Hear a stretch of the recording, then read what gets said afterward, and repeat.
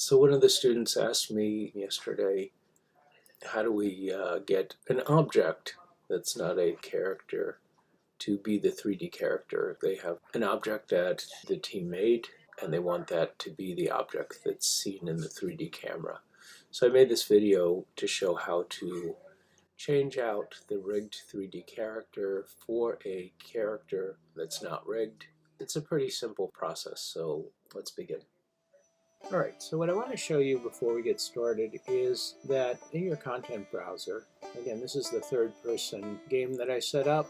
I've done nothing to it yet. So if we come down to the content browser and we look at the folders, there's a folder called third person BP. BP stands for blueprints. And then a subfolder, two of them called maps and blueprints. In the blueprints folder, I actually have two different blueprints, one for the character and one for the gameplay. So what I want to do is I want to show you right now that the character, if I click on the character here, what you'll see is that the character is what's going to show when we press play. And that is our main character. It's got the camera attached to it. Here's the camera back here. If we zoom out a little bit, we can see the camera and the character.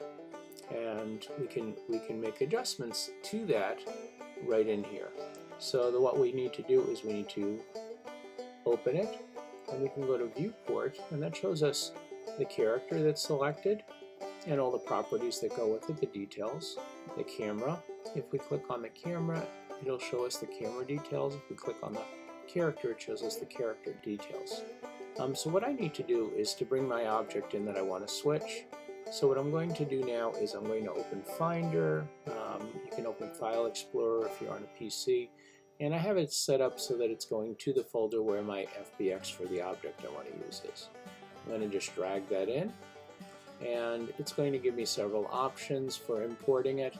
Because it has an animation on it, I'm going to leave skeletal mesh checked, even though it doesn't have an actual skeletal mesh, but we're replacing a skeletal mesh character with it, so that will work fine. I can choose to import the animations if I want by checking the box here, or I can just leave those off. I'm going to check the box to import it. And also, I want to scale the size. I know the ball is a little big, so I'm going to go to 0.5, enter, to scale my ball to 0.5 size, so that'll give me approximately the size that I want. And if I wanted to, I can change the X, Y, and Z location so that it comes into the scene at the right spot, but I don't know what that spot would be yet, so I'm just going to go import all, and it takes a minute for it to do all the importing, and it's setting it up. And so this is the ball. This is where the skeletal mesh would be. This is the animations and the materials that are involved, the material and the texture. Now I can go to my third person character here, and again I'm going to double click in there, open that up, and with the mannequin selected, which I could select from over here or over here, I can actually come down now to mesh, and my ball is right there. So all I need now to do is to bring it up to say around the middle so that it's inside the capsule, and I want to bring the camera a little closer. I think it's kind of far away for the ball. It'll appear too small, and to see what that's going to look like when I'm done, I can just click off, and you can see now the ball has replaced the mannequin. And let me open that back up because I didn't save it. So you got to save when you're in here, and you have to compile. So going back to viewport, this is what it's saving and compiling.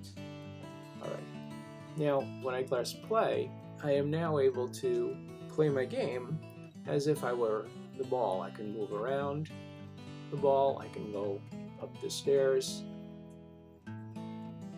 I can move through my game as the ball character now.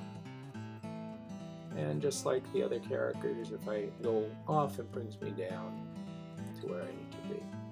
And so on and so forth. So it's pretty easy actually to change your character. You just have to import something with an animation. I'm going to hit escape so I can get out of there. And if you import something with an animation, leave skeletal mesh on. And if you're doing an object that doesn't actually have to move, it'll work fine then.